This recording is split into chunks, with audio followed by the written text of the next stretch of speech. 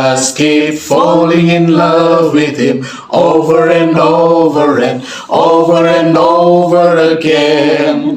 I keep falling in love with Him over and over and over and over again. He gets sweeter and sweeter as the days go by. Oh, what a love between my Lord and I, falling in love with Him over and over and over and over again.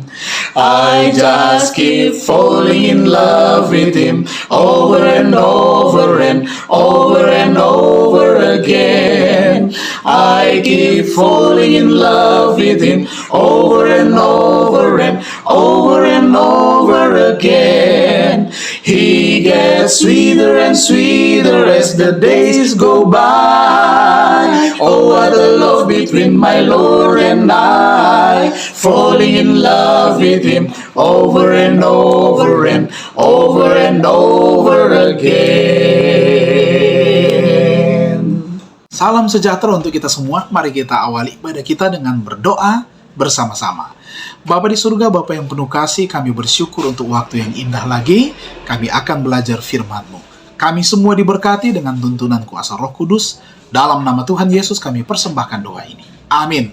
Nah, untuk perenungan firman Tuhan kita pada saat ini berjudul Penghulu Kebenaran. Sekali lagi, Penghulu Kebenaran. Ayat tema 2 Timotius 3 ayat 12. Memang setiap orang yang mau hidup beribadah di dalam Kristus Yesus akan menderita aniaya. Kita ikuti akan penjelasannya. Nah, permusuhan setan terhadap manusia pun dimulai. Sebab melalui Kristus, manusia adalah tujuan kasih dan kemurahan Allah. Ia ingin menggagalkan rencana ilahi untuk penebusan manusia dan mendatangkan kehinaan kepada Allah oleh menodai dan mencemarkan perbuatan tangannya. Nah, setan akan menyebabkan kedukaan di surga dan memenuhi dunia ini dengan kesukaran dan juga kesusahan, dan mengatakan semua kejahatan itu sebagai akibat pekerjaan Allah dalam menciptakan manusia. Nah, Allah merupakan suatu anugerah bahwa Kristus menanamkan di dalam jiwa manusia permusuhan melawan setan.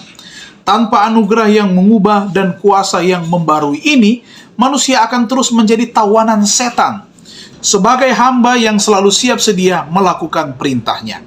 Tetapi prinsip baru di dalam jiwa manusia menciptakan pertentangan yang sebelumnya dipenuhi damai. Kuasa yang dibagikan Kristus menyanggupkan manusia melawan oknum yang lalim dan perebut kekuasaan itu. Nah, siapa saja yang terlihat membenci dosa, gantinya mengasihinya. Siapa saja yang melawan dan mengalahkan berbagai nafsu yang telah memerintah dalam dirinya, akan menunjukkan pelaksanaan suatu prinsip yang seluruhnya datang dari atas. Nah, pertentangan yang terjadi antara roh Kristus dengan roh setan diperagakan dengan cara mencolok dalam penerimaan dunia akan Yesus Kristus. Nah, Yesus Kristus tidak begitu menarik perhatian, sebab ia muncul tanpa kekayaan, kemegahan, atau kebesaran duniawi, sehingga orang Yahudi cenderung menolak dia.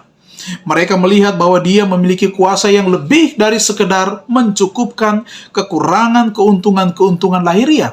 Tetapi kemurnian dan kesucian Kristus mengundang kebencian kepadanya dari orang-orang fasik. Kehidupannya yang penuh dengan penyangkalan diri dan pengabdiannya yang tiada berdosa merupakan teguran yang terus-menerus kepada orang-orang yang sombong dan yang penuh hawa nafsu. Nah, hal inilah yang membangkitkan permusuhan melawan anak Allah. Setan dan malaikat-malaikat jahat bergabung dengan orang-orang jahat. Segenap kekuatan kemurtatan berkomplot melawan penghulu kebenaran. Permusuhan yang sama juga ditunjukkan kepada pengikut-pengikut Kristus, sebagaimana yang ditunjukkan kepada guru mereka.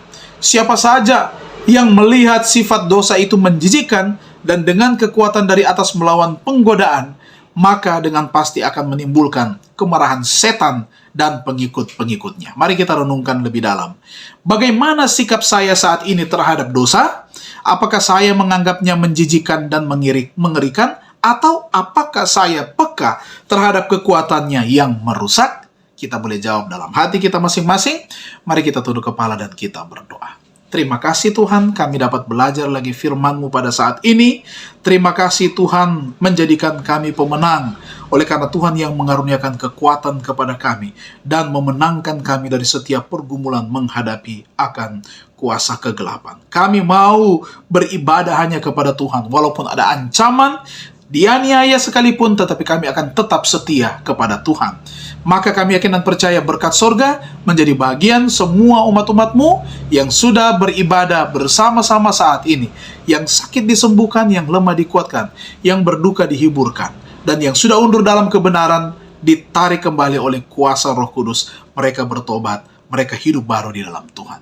Ini yang menjadi doa dan sembahyang kami. Dalam nama Tuhan Yesus kami persembahkan doa ini. Amin. Terima kasih Tuhan memberkati kita semua.